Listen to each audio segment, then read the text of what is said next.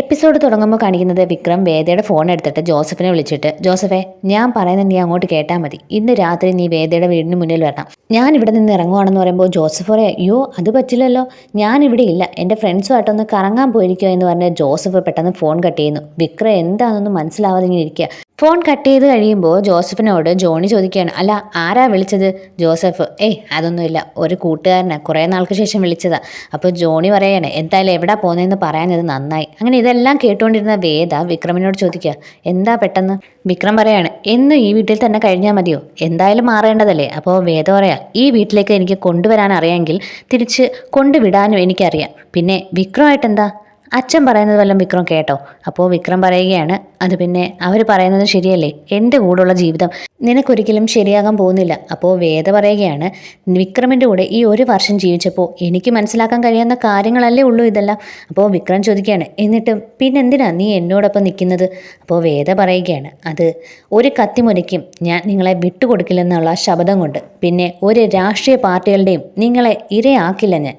പിന്നെ അതിലുപരി എൻ്റെ മനസ്സിൽ നിന്ന് നിങ്ങളെ പറിച്ചു കളയാൻ പറ്റുന്നില്ല. അപ്പോൾ വിക്രം വേദയെ എന്ന് വിളിച്ചിട്ട് വേദയുടെ തോളിൽ ഇങ്ങനെ കൈവെക്കുകയാണ്. അപ്പോൾ വേദ ചോദിക്കുകയാണ്, പറ വിക്രം, വിക്രമിൻ്റെ മനസ്സിൽ എനിക്കൊരു സ്ഥാനമേ ഇല്ലേ? പണ്ടത്തെ ടോമാഞ്ചറി കഥ പോലെ പരസ്പരം അടികൂടി കഴിയുന്ന രണ്ട് അപരിചിതരാണോ നമ്മൾ? പറ വിക്രം, എന്നോടൊപ്പം ജീവിക്കണമെന്ന് വിക്രമിന് ഒരിക്കൽ പോലും തോന്നിയിട്ടേ ഇല്ലേ എന്ന് ചോദിക്കുമ്പോൾ വിക്രമിൻ്റെ കണ്ണുകളെല്ലാം നിറഞ്ഞ് വിക്രം പെട്ടെന്ന് വേദയെ കെട്ടിപ്പിടിക്കുന്നു. വേദയ്ക്ക് കാര്യം മനസ്സിലാവുകയാണ്. വേദയ്ക്ക് സന്തോഷമാവുന്നു. വിക്രമിന് തന്നോട് സ്നേഹമുണ്ടെന്ന് വേദ മനസ്സിലാക്കുന്നു. എന്നിട്ട് വിക്രം വേദയോട് പറയുകയാണ്, അതെ, എനിക്ക് നിന്നെ ഒരുപാട് ഇഷ്ടമാണ്. നീയാണ് എനിക്ക് സ്നേഹം എന്താണെന്ന് മനസ്സിലാക്കി തന്നത്. ആരൊക്കെ എൻ്റെ ജീവിതത്തിൽ നിന്ന് പോയാലും നീ ഒരിക്കലും എൻ്റെ ജീവിതത്തിൽ നിന്ന് പോകരുതെന്ന് ഞാൻ എപ്പോഴും ആഗ്രഹിച്ചിട്ടുണ്ട്. അതെ, എന്താണെന്ന് എനിക്കറിയില്ല, പൊട്ടിപ്പോയ എൻ്റെ ജീവിതത്തെ കൂട്ടിയിണക്കിയത് നീയാണ്. ഈ വിക്രമാദിത്യന് വേതാളം ഇല്ലാതെ ജീവിക്കാൻ പറ്റുമെന്ന് നീ കരുതുന്നുണ്ടോ? ഇത് കേൾക്കുമ്പോൾ വേദയ്ക്ക് സന്തോഷമാവുന്നു. അങ്ങനെ വിക്രം വേദ ഇങ്ങനെ ചേർത്ത് പിടിക്കുകയാണ്. വിക്രം വേദയോട് ആ സത്യം തുറന്നു പറയുകയാണ്, ഐ ലവ് യു വേദ. ഇത് കേൾക്കുമ്പോൾ വേദയ്ക്ക് ഒരുപാട് സന്തോഷമാവുന്നുണ്ട്. വേദ ഇങ്ങനെ ചേർന്നിരിക്കുകയാണ് വിക്രമിനോട്. അങ്ങനെ രണ്ടുപേരും പരസ്പരം കണ്ണും കണ്ടും ഇങ്ങനെ നോക്കിയിരിക്കുന്നു. എന്നിട്ട് രണ്ട് കൈകളും കോർത്തിണക്കുന്നു. വിക്രമാണെങ്കിൽ വേദ ഇങ്ങനെ ചേർത്ത് പിടിക്കാൻ ശ്രമിക്കുന്നുണ്ട്. അങ്ങനെ വേദ പതുക്കെ എഴുന്നേറ്റ് വിക്രമിൻ്റെ മടിയിൽ വന്നിരിക്കുന്നു. വിക്രം വേദയുടെ മുടികളിൽ ഇങ്ങനെ തഴുകുകയാണ്. ഇടയ്ക്ക് ബീച്ച് സീനൊക്കെ കാണിക്കുന്നുണ്ട്. അത് കഴിയുമ്പോൾ വിക്രം വേദയെ ഭിത്തിയോട് ചേർത്ത് നിർത്തി ഉമ്മ കൊടുക്കാനായിട്ട് ഒരുങ്ങുമ്പോൾ വേദ അവിടെ നിന്ന് ചാടിപ്പോവാണ്. അങ്ങനെ വിക്രം വേദയുടെ കൈകളിൽ പിടിച്ച് വേദയെ കട്ടിലേക്ക് കിടത്തി വേദയ്ക്കൊരു മുത്തം കൊടുക്കുകയാണ്. അങ്ങനെ രണ്ടുപേരും ചുണ്ടുകളൊക്കെ കോർത്ത് പരസ്പരം ഇങ്ങനെ മുത്തം കൊടുക്കുന്നതെല്ലാം കാണിച്ചുകൊണ്ട് രണ്ടുപേരും ഒന്നാവുന്നതാണ് കാണിക്കുന്നത്. അങ്ങനെ രണ്ടുപേരും കട്ടിലിൽ നാണത്തോടെ കിടക്കുന്നത് കാണിച്ചിട്ട് വിക്രം വേദ ഇങ്ങനെ ചേർത്ത് കെട്ടിപ്പിടിക്കുന്നത് കാണിച്ചിട്ടാണ് റൊമാൻസ് രംഗം ഇവിടെ നിർത്തുന്നത്. അടുത്തതായിട്ട് കാണിക്കുന്നത് ജോസഫും അനിക്കുട്ടനും നാഗർകോവിലേക്ക് പോകാനായിട്ട് ഒരുങ്ങുമ്പോൾ ജോസഫ് ഒരു കത്തി എടുത്ത് ബാഗിലേക്ക് വെക്കുന്നു. ഇത് കണ്ട് രാജേട്ടൻ പറയുകയാണ്, ദേ സ്വയരക്ഷയ്ക്ക് എടുത്തു വെച്ചേക്കുന്നത് കൊള്ളാം, അനാവശ്യമായിട്ട് ഉപയോഗിക്കരുത് കേട്ടല്ലോ. അത്യാവശ്യം തുണി മാത്രം എടുത്തു വെച്ചാൽ മതി. എത്രയും പെട്ടെന്ന് അവനെ കണ്ടുപിടിച്ചിട്ട് ഇവിടെ എത്തണം. എന്നിട്ട് അപ്പോഴേക്കും ഞാനൊരു ഒളിത്താവളം കണ്ടുപിടിച്ച് വെച്ചേക്കാം. അവനെ അവിടെ ഒളിപ്പിക്കാം. വാസവൻ്റെ കൊടുക്കുന്നത് റിസ്ക്കാണ്. വിക്രമിനെ രക്ഷിച്ചതിന് ശേഷം വാസവൻ്റെ കയ്യിൽ കൊടുക്കാം. അപ്പോൾ പെട്ടെന്ന് ജോസഫിനൊരു ഫോൺ കോൾ വരുന്നു. അപ്പോൾ അനിക്കുട്ടൻ ചോദിക്കുക, ഇത് ജോസഫ്, നിന്റെ ഫോൺ ഇതാണോ? നീ ഒരു കീപാഡ് ഫോണാണെന്നല്ലേ ഉപയോഗിച്ചുകൊണ്ടിരുന്നത്? നിന്റെ ഫോൺ വിക്രമിൻ്റെ കയ്യിലാണെന്നല്ലേ പറഞ്ഞത്? എന്നിട്ട് എന്താ ഡാ, നീയോട് ചേർന്നാണോ വിക്രമിനെ കുടുക്കിയത്? സത്യം പറയടാ, നീയല്ലേ പറഞ്ഞത് വാസവന്റെയും വിക്രമിന്റെയും വണ്ടി മാത്രമോ കണ്ടേന്ന്?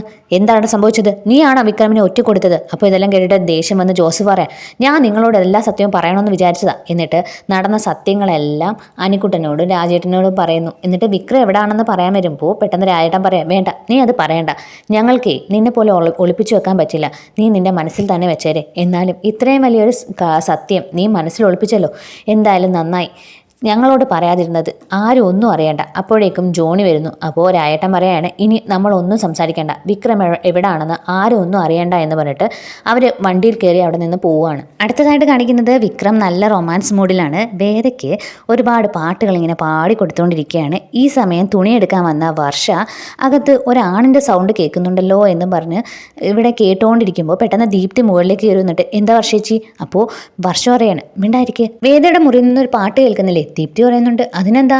വർഷ പറയാം അതല്ല, ഒരാണിൻ്റെ സൗണ്ടാണ് കേൾക്കുന്നത്. ദീപ്തി എനിക്കൊന്നും കേൾക്കുന്നില്ല. ശ്രദ്ധിച്ച് നോക്കാനായിട്ട് വർഷ പറയുമ്പോൾ ദീപ്തി പറയാം അത് പിന്നെ ചേച്ചി മിമിക്രി ചെയ്യുന്നതാ. പണ്ടും ചേച്ചി ഇങ്ങനെ 2 സൗണ്ടിൽ പാടുമായിരുന്നു, അതായിരിക്കും. അപ്പോൾ വർഷ പറയാം എങ്കിൽ പിന്നെ എനിക്കതൊന്നും അറിയണമല്ലോ. എന്നിട്ട് വേദയുടെ മുറിയിൽ ഇങ്ങനെ തട്ടുകയാണ്. വേദ കതക് തുറക്ക്. അപ്പോൾ സൗണ്ട് കേട്ട് പെട്ടെന്ന് വിക്രം ആരാ എന്ന് പറഞ്ഞിട്ട് പെട്ടെന്ന് അകത്ത് പോയി ഒളിക്കുന്നു. അങ്ങനെ വേദ കതക് തുറക്കുന്ന സമയത്ത് വർഷ ഓടി അകത്തേക്ക് കയറുന്നുണ്ട്. ഇവിടെ ഒരു സൗണ്ട് കേട്ടല്ലോ, ഒരാണ് പാടുന്നതായിട്ട്. അപ്പോൾ വേദ പറയാം ആണ് പാടുന്നതോ? വർഷയടുത്തേക്ക് തോന്നിയതായിരിക്കും. അപ്പോൾ ദീപ്തി പറയാം ചേച്ചി മിമിക്രി ചെയ്യുമെന്ന് ഞാൻ പറഞ്ഞിട്ട് ഈ വർഷയടുത്ത് വിശ്വസിക്കുന്നതേയില്ല. അങ്ങനെ വർഷ എല്ലായിടത്തും ആരെങ്കിലും ഉണ്ടോ എന്നിങ്ങനെ നോക്കുന്നുണ്ട്. അപ്പോൾ വേദ പറയുകയാണ് ഞാൻ മിമിക്രി ചെയ്യുന്നത് വർഷേച്ചി കേട്ടതില്ലേ? അപ്പോൾ വർഷ പറയാണ് എങ്കിൽ പിന്നെ നീ ഇപ്പോൾ 2 വരി പാട്, ഞാൻ കേൾക്കട്ടെ. നിൻ്റെ മിമിക്രി എനിക്കൊന്ന് കാണണമല്ലോ. അപ്പോൾ വേദ പറയുകയാണ് അത് പിന്നെ എനിക്കിപ്പം പാടാൻ മനസ്സിലെങ്കിലോ? അപ്പോൾ വർഷ പറയുകയാണ് എങ്കിൽ പിന്നെ ഞാൻ നിൻ്റെ ചേട്ടനോട് പറയാം. നിൻ്റെ ചേട്ടൻ എല്ലാവരും കൂട്ടിയിട്ട് നിൻ്റെ ഈ പാട്ടൊന്ന് നമുക്ക് കേൾപ്പിക്കാമല്ലോ. അപ്പോൾ പെട്ടെന്ന് വേദ പറയുകയാണ് എങ്കിൽ പിന്നെ ചേച്ചി വർഷയെടുത്തിയുടെ അച്ഛനെയും അമ്മയും ഹർഷനെയും എല്ലാവരെയും വിളിക്കുക. ദീപ്തി നീ നിൻ്റെ 2 കൂട്ടുകാരോട് വിളിക്കുക. എല്ലാവരുടെയും മുന്നിൽ ഞാൻ മിമിക്രി ചെയ്യാം, എന്താ പോരെ? ഇപ്പം വർഷയെടുത്ത് ചെല്ല് എന്ന് പറഞ്ഞിട്ട് വർഷയെ റൂമിൽ നിന്ന് ഇറക്കി വിടുകയാണ്. അങ്ങനെ വിക്രം വർഷ പോയോ എന്ന് ചോദിച്ച് അകത്തേക്ക് കയറി വരുമ്പോൾ വേദ പറയാം മിണ്ടാതെ ഇവിടെ ഇരുന്നോണം, ഈ പാട്ടൊന്നും വേണ്ട. അപ്പോൾ വിക്രം ഇങ്ങനെ ചിരിക്കുന്ന കാണുമ്പോൾ വേദ പറയാം പിന്നെ ഇടയ്ക്ക് എനിക്ക് വേണ്ടി പതുക്കെ എനിക്ക് വേണ്ടി പാടി തന്നാൽ മതി. വീണ്ടും കട്ടിലിരുന്ന് വിക്രം പാടാൻ ഒരുങ്ങുമ്പോൾ വേദ പറയുകയാണ് യേശുദാസ് പ്ലീസ് ഇപ്പോൾ പാടരുത് പ്ലീസ്. അങ്ങനെ വിക്രം വേദയെ പിടിച്ച് ചേർത്ത് പിടിക്കാൻ ശ്രമിക്കുന്നു. വെച്ചാണ് എപ്പിസോഡ് അവസാനിക്കുന്നത്. അപ്പോൾ വീഡിയോ ഇഷ്ടമായ എല്ലാവരും ലൈക്ക് ചെയ്തൊന്ന് സബ്സ്ക്രൈബ് ചെയ്യണേ. താങ്ക്